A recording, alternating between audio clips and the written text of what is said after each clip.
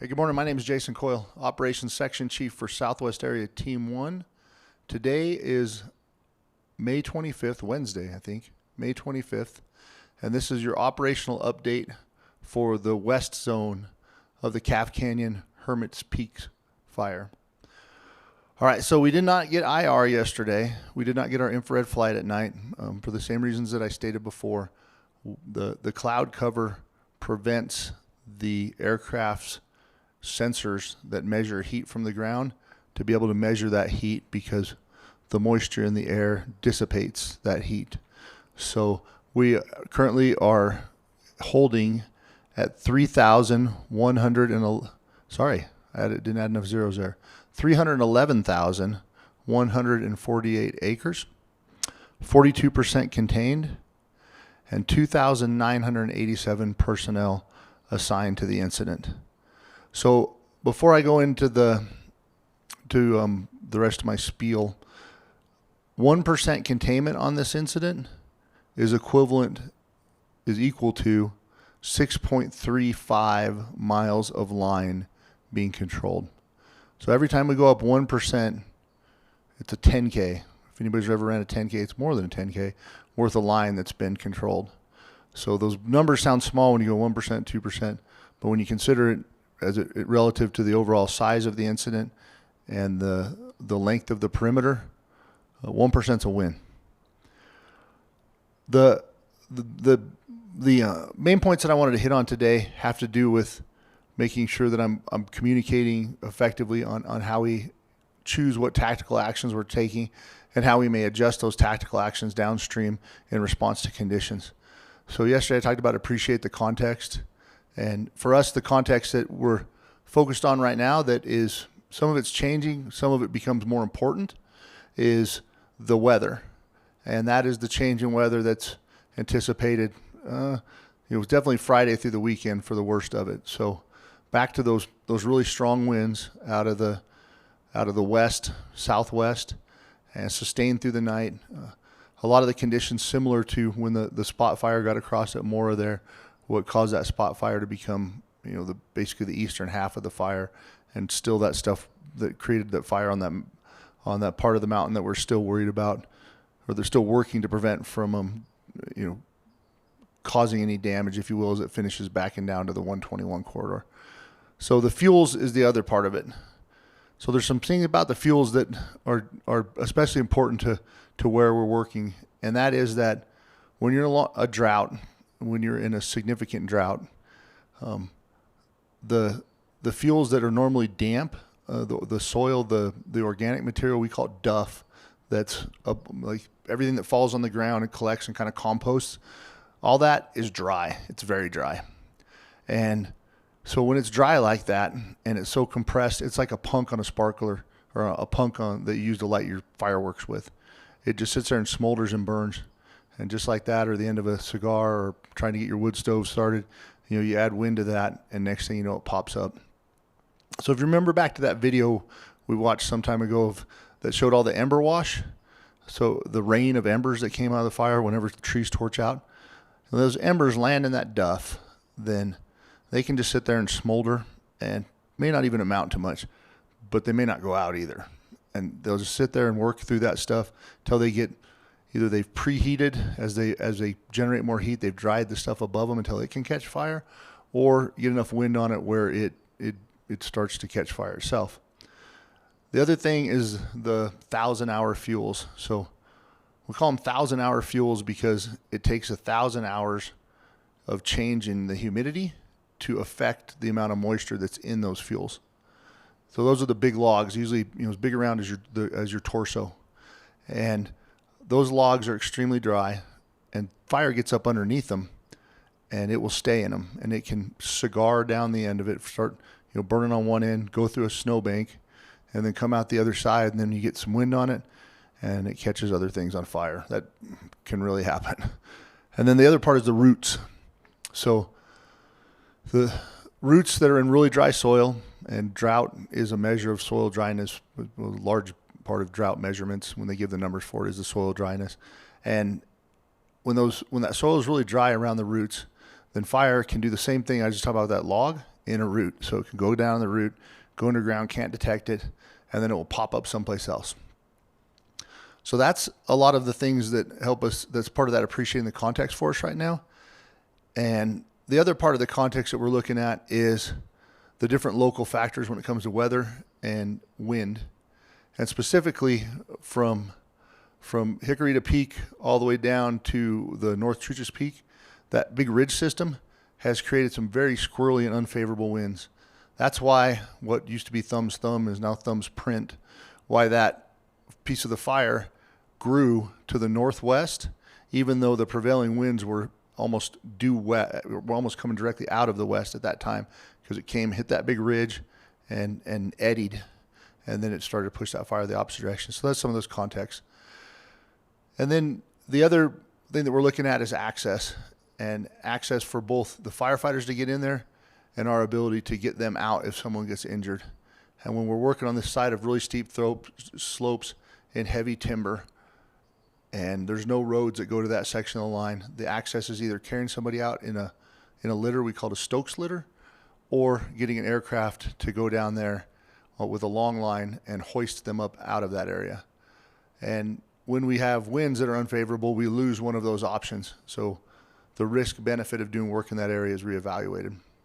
All right, so then when we define the problem, so when we look at defining the problem, everything about this fire is protecting the values. There's different ways we go about doing that, but it's all about protecting the values. So, I made I'm sure I'm going to, it's like thanking people at an award ceremony. I'm going to leave somebody out, but hopefully this gives you an idea of some of the different things that we look at for values.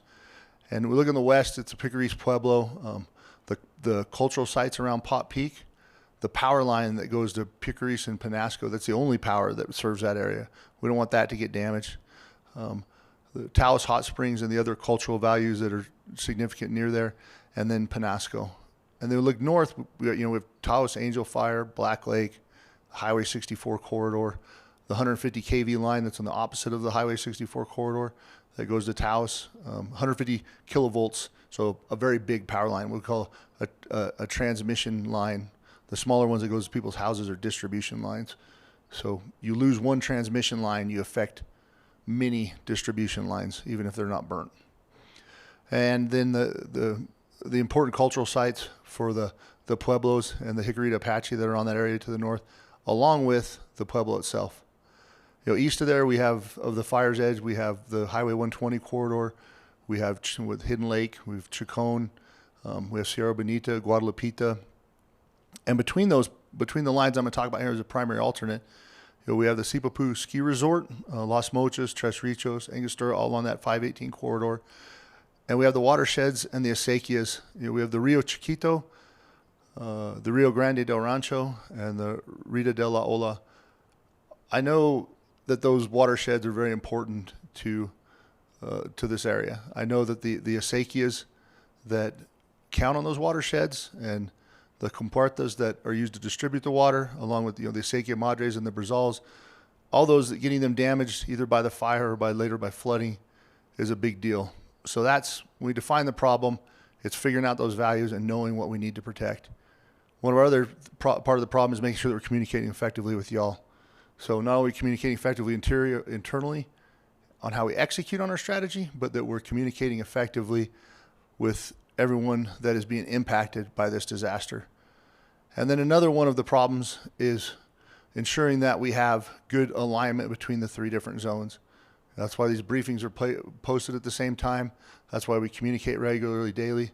That's why when I go to the map and look at the lines for our strategy, we ensure that they line up. So there's a congruent strategy that covers the whole fire. And then we need to develop an approach. So after we define the problem, an approach is, how are we going to fix it? And that starts with developing our overall strategy and then looking at what tactical actions we're going to use to execute on that strategy and make sure that there is alignment between those tactical actions and the strategy. And, a saying I like is there's nothing more useless than doing something well that shouldn't have been done at all. So, if we can do the best tactics we can, but if they don't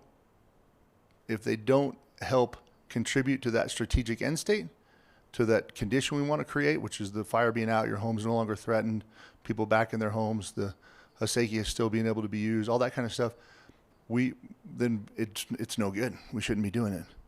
And the way we do that, because as much as I'd like to think all my experience, I could just go, all right, well, today on this fire, it's going to do this. And so if we plan well enough, we should be able to prevent it. Strategic plans in business, if you're trying to have, create more widgets, you could probably do a lot of that. We can't do it that well, not in this environment. So what we make sure we do is communicate that strategy and support with all the equipment, the logistics, everything to execute on those tactics. Make sure you have the right people in there doing that work. When I talk about the area where there's 9 hotshot crews working, there's a reason that there's nobody else working in there but 9 hotshot crews, because they are the right tool for the job. So then they go in there, they probe, they try things. That's what probing means. They sense, they see what the response is to what they tried. Hey, this is effective, it's ineffective. And they respond. Then they adjust. And we continue to do that. And we're going to have to do that again when this wind comes up. And we're going to have to do it based on the safety of the firefighters, the ability of aircraft to fly and to assist us, the ability of aircraft to help extract someone if they get injured, and the greater potential there is for things like fire-weakened trees falling over. So we're going to have to do all that together. But once we identify those patterns of what's working, then we're all in for a period of time, and we exploit that knowledge before the conditions change. And that's what's been going on over the last several days, is once we realize that we have an opportunity to go direct along that fire's edge south of Angostura, we exploited that opportunity by concentrating forces in there to make sure that they get the maximum amount of work done before those conditions change. All right, so with that, hopefully that was useful to y'all, and we'll go to the map and just kind of talk around it for a minute, and we'll call it good for today. All right, so we'll start in the 121 corridor. Crews are still in here mopping up, which, putting out fire that's along those dozer lines edge, and looking to ensure that none of this fire is able to come out and threaten the community. We're getting close here. We try not to. I guess another important part of the whole strategy thing is that there's conditions that we try to create, and those conditions are that the fire is no longer likely to cross over that line. We try to estimate how long it's going to take spatially, how much time. Temporally, how much time it's going to take to create those conditions on the ground, but it's hard. It's hard to guess. And so sometimes we'll say a day or two more, and then we're like, a day or two more. It's not because we don't care. It's not because we're not trying. It's just those estimates are difficult when it's actually the conditions that once they're achieved that matter, not necessarily how long it is to achieve them. All right, going up around the north side of Division Kilo, everything's looking good. And by looking good, I mean that there's no observed threats to the line, and we still have crews that are working in there. Yesterday, I talked about how they were mapping this dozer line and the road is line going all the way down here. And if you've noticed from the difference in the map, we have the road right here, little pockets of fuel here. They're going to be addressing those today and in coming days to make sure that there's any fuel that's between the fire's edge or any fuel, any unburned trees specifically that are between the dozer line or the road that we're using as a control line and the fire's edge, that we go along that fire's edge and make sure that it's dead out there, that there's none of those embers we talked about at the very beginning. All right, going up to Angostura and west, 3.5 miles as the crow flies, 9 miles, 8-9 miles on the ground, 9 hotshot crews working in this area. This map makes it difficult to see, but what was Thumb's thumb is technically a spot that is outside of there, so the fire doesn't continue all the way up there. So we're going to call it Thumb's print right now, just to identify where that piece is. And 2 of those 9 crews are working around that spot right now in really steep terrain, working to get around it. And then, I apologize. I'm going to go over here and point at that because that's why I put this map up here, because it was for this key piece.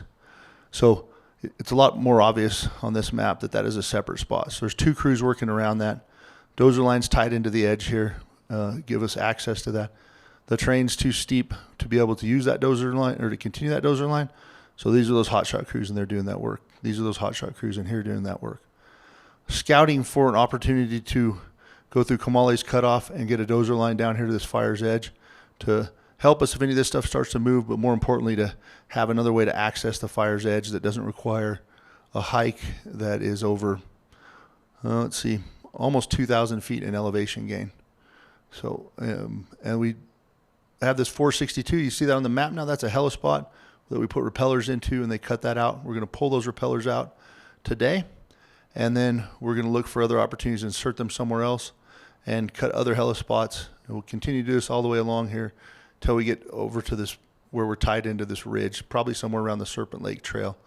And that's so we can make sure that none of this fire has the opportunity to come to life underneath these eddying winds that are created by this big ridge and move out here to the north. All right, so now that I did that, I'm going to go back to other maps. You can see the rest of the plan. Dozer line still being continued to put in from drop point 462 to the south, and it will tie into the rock south of Ripley's Point, north of Hickoryta Peak. This dozer line, as we've identified a road system that's a more favorable line location, so this blue line that's our primary control feature is going to be moved in here today, and then that work is going to continue until those are both put together and that line is complete. Once that's done, well, actually in conjunction with that being done, this line has been flagged, so they went through there and they've scouted where it needs to go, and they put flagging in there, and the dozers are going to start working on this line all the way along by Gallegos Peak, through the Sardinas Canyon fire scar, and then back up to the Luna scar. And then there's also going to be resources, dozers primarily, working from this side down and tying this all the way back into the top at Martinez Pond. It's going to take several days to get this done.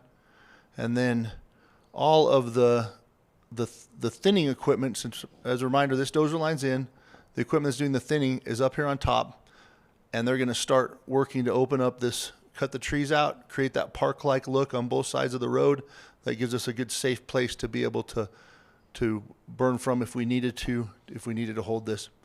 And so the intent here is to have this segregated into 3 areas where if we're unsuccessful in this direct line, or if there's a spot that despite everyone's best effort has been hiding down in here and it comes to life and throws an ember across the 518, that we will have this line in place and we'll be able to control that. We'll still look to keep it smaller, but we'll have something in there that we know is a good fallback strategy.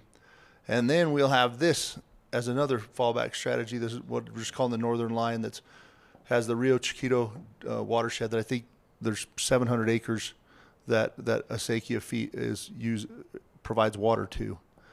And then, we continue to look beyond there. But this is the primary effort in this area for our zone, going direct along the fire, continuing to work on that perimeter line, and then working to put in an intermediate line in case any of those embers in here come to life and move to the northeast. And that is the end of your operational update. Thank you.